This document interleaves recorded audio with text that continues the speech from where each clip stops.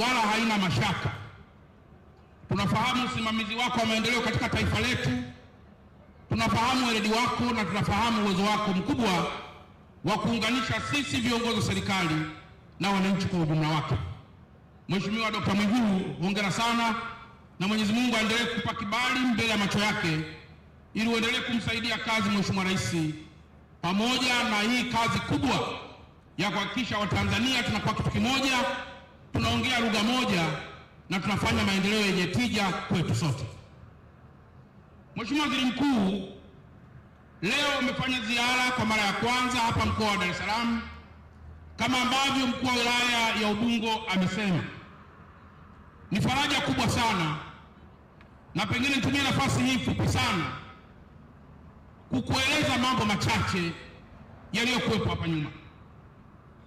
Mheshimiwa Waziri Mkuu, umetembelea barabara ya mwendokasi, lakini sehemu kubwa ilikuwa ni kukagua na kuweza kuona athari zilizotokea tarehe 29 ya mwezi wa 10, 2025. Mheshimiwa Waziri Mkuu, mimi kama mkuu wa mkoa wa Dar es Salaam na wenzangu tunakiri kwamba tarehe 29 ya mwezi wa 10, 2025 zilitokea vurugu, yalitokea makundi ya kihalifu, yalitokea makundi kadhaa ambayo kwa asilimia kubwa kile ulichokiona ndio yalikuwa matokeo yake. Ipo miundombinu ya serikali iliyowashwa moto, ipo miundombinu ya watu binafsi iliyowashwa moto, wapo waliojeruhiwa, vipo vifo, wapo walionyang'anywa mitaji, yapo maduka yaliyobomolewa, zipo pia mpaka safe au ATM za benki ambazo zimebomolewa na kuibiwa fedha hizo.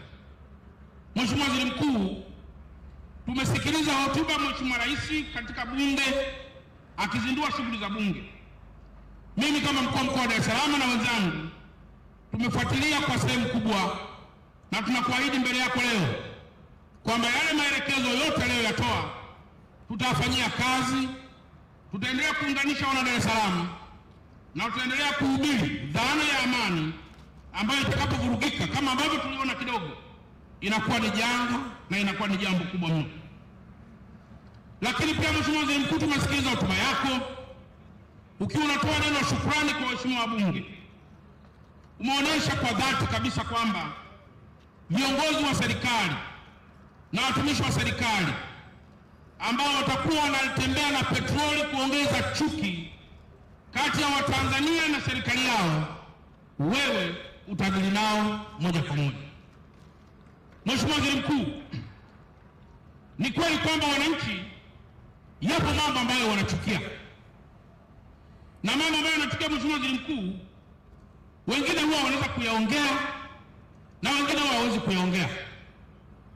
Kwa mfano, Mheshimiwa Waziri Mkuu, serikali imetoa kipaumbele kwa makundi maalum ya wanawake, vijana pamoja na watu wenye ulemavu. Mwananchi anakwenda kwa ajili ya kupata mkopo, anazungushwa siku ya kwanza, anazungushwa siku ya pili, anaomba rushwa, mkopo nao hapati.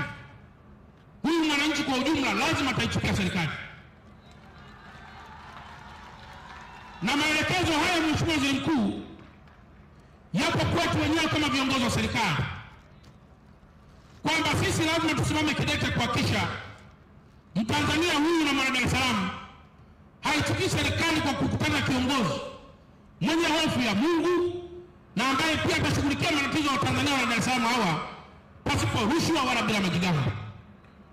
Hili naomba nikuthibitishie Mheshimiwa Waziri Mkuu kwamba mimi na wenzangu hapa Dar es Salaam lazima tujipange upya. Kama wapo Watanzania na Dar es Salaam wanaochukia serikali yao kwa sababu ya jambo hili la mikopo, na mimi kama mkuu wa mkoa chini ya Mheshimiwa Waziri wangu TAMISEMI lazima na mimi nitadili nao moja kwa moja ili kuhakikisha faraja kwa Watanzania hawa inarudi kama ilivyokuwa. Lakini jambo jingine Mheshimiwa Waziri Mkuu, unakuta Mtanzania wa Dar es Salaam, Mheshimiwa Rais ameshatoa fedha kwa ajili ya miradi ya maji, lakini hapa Ubungo kwa mfano kila siku anaambiwa maji hamna. Wakati fulani bili inakuja kubwa na maji akiwa hamna. Huyu mwana Dar es Salaam lazima tutaichukia serikali. Mimi naomba nikuthibitishie Mheshimiwa Waziri Mkuu kwamba kama wapo watu wanaochukia serikali kwa sababu ya huduma hizi za maji mbovu, nimekwisha ongea na Mheshimiwa Waziri wangu wa maji kwamba zile data tunazozungumza kwenye vinywa vyetu kuhusu maji kwa wana Dar es Salaam ziwe ndio data halisi na watu waweze kupata maji. Nimemwambia Mheshimiwa Waziri, mimi najiandaa kwa miezi mitatu. Kama hali ya maji itaweza kuendelea kusumbua watu wa Dar es Salaam na wakaendelea kuichukia serikali, nitamfikishia waziri wangu wa TAMISEMI, atafikisha kwako na hawa wote ambao wanazembea kuweza kufanyiwa kazi ya msingi. Mheshimiwa Waziri Mkuu, kwenye hospitali na sehemu zinginezo wapo watu pia wanalalamika sana. Nimejibiwa vibaya na daktari, nimejibiwa vibaya na nesi, nimeomba rushwa na kadhalika. Nataka nikuthibitishie Mheshimiwa Waziri Mkuu, haya yote tutasimamia ili kuhakikisha yale malalamiko ya wenzetu yanafanywa kazi. Lipo kundi la vijana wa bodaboda, kila nikipita huko ilikuwa ni rushwa, ilikuwa ni faini kubwa. Bodaboda ni ya shilingi $2,000,000, faini $3,000,000.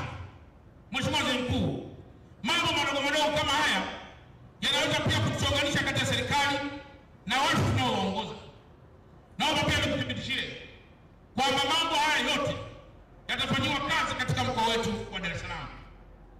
Mheshimiwa Waziri Mkuu, niruhusu kwa muda dakika moja tu nikupe tu hadithi ndogo. Tarehe 29 ya mwezi wa 10 yupo dada mmoja yuko pale Kimara Baruti. Yeye huyu dada amemaliza chuo kikuu na alitafuta ajira akakosa, lakini baadaye akapata uwezo wa kupata mtaji, akaenda kufungua duka, akafungua na sehemu ya chakula, ameweka mtaji wake pale wasi chini ya $50,000,000. Lakini yule dada miaka 4 iliyopita aliolewa. Kwa bahati mbaya akapata mimba na akamiskeli, mtoto akafariki. Mheshimiwa Waziri Mkuu, yule dada alipata tatizo la kuwa na prolonged bleeding isiyopungua kwa miaka 3. Mume wake akamwacha, akawa na mikasa mitatu. Mtu mwanae amefariki, mumewe amemwacha na amepata madhara afya. Tarehe 29 duka lake na sehemu anayouzia chakula ikawashwa moto. Akaja ofisini kwangu analia kwamba Mheshimiwa Mkuu wa Mkoa, sioni mbele wala sioni nyuma. Nachokiona mbele yangu ni sumu iliyoweza kupotea katika ulimwengu. Nilimwambia dada, pole sana, mimi kama mkuu wa mkoa lazima nichukue hatua, urudi angalau kwenye hali yako. Nafahamu waandamanaji hao au vikundi hivi hapa wenye fujo wamefanya mambo haya kwa kumgusa hata asiye na hatia, hata asiye na chama, mfanyabiashara wa kawaida. Lakini haya yote Mheshimiwa Waziri Mkuu tunaendelea kuyashughulikia, na watu lazima waone Mheshimiwa Waziri Mkuu kwamba tunapoingiza Dar es Salaam na maeneo mengine yote katika vurugu, madhara yake ni makubwa, yanamgusa aliyefanya vurugu na ambaye hajafanya vurugu. Na Dar es Salaam, Mheshimiwa Waziri Mkuu, nimekutana wazee watatu na mmoja kwa bahati mbaya amefariki. Wao walikuwa wanatumia dawa za pressure, na kwa bahati mbaya kwa siku vurugu zilikuwa zinafanyika, dawa zao zilikuwa zimekwisha. Mheshimiwa Waziri Mkuu, siku ya kwanza sukari na pressure inapanda, siku ya pili sukari na pressure inapanda, hakuna daktari wala hakuna dawa inayoweza kupata kwa sababu wanaambiwa kaendana. Mheshimiwa Waziri Mkuu, mmoja ameparalyze na mmoja amefariki. Walipokuja kunieleza Mheshimiwa Waziri Mkuu, nikasema haya ndio mambo ambayo Tanzania tu tunayaona. Ni kweli sisi tunaweza kuwa na ugomvi wa kawaida wa vyama vya siasa kati ya mimi Chalamila au mkuu wa mkoa au mtu mwingine yote, lakini ugomvi wetu kamwe ukienda huko. Mheshimiwa Waziri Mkuu, nikupe dondoo kidogo. Maeneo ambayo yalikuwa on target kuweza kuyachoma moto bila huruma, moja ilikuwa ni stendi ya Magufuli. Hii ilikuwa inaungua yote hii hapa stendi hapa. Na Mheshimiwa Waziri Mkuu, nilishukuru jeshi lilikuja haraka likalinda stendi. Mheshimiwa Waziri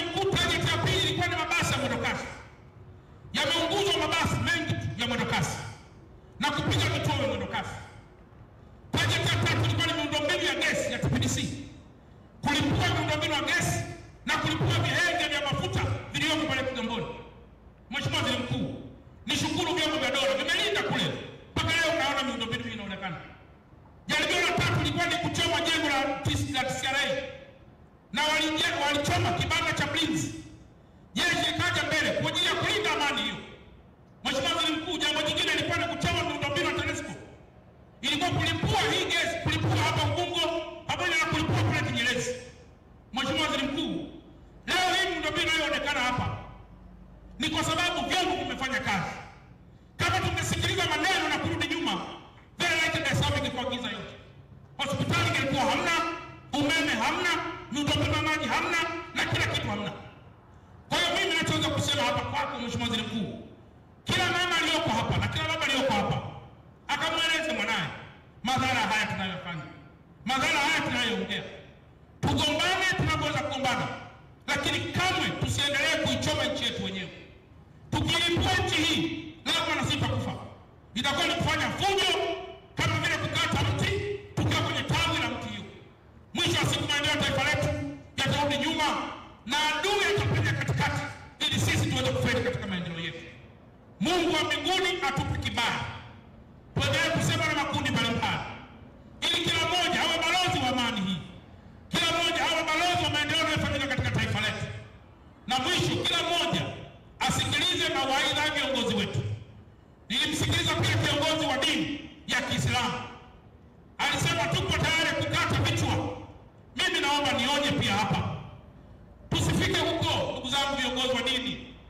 Tuwe ni watu tunaoadilisha, tunaokemea.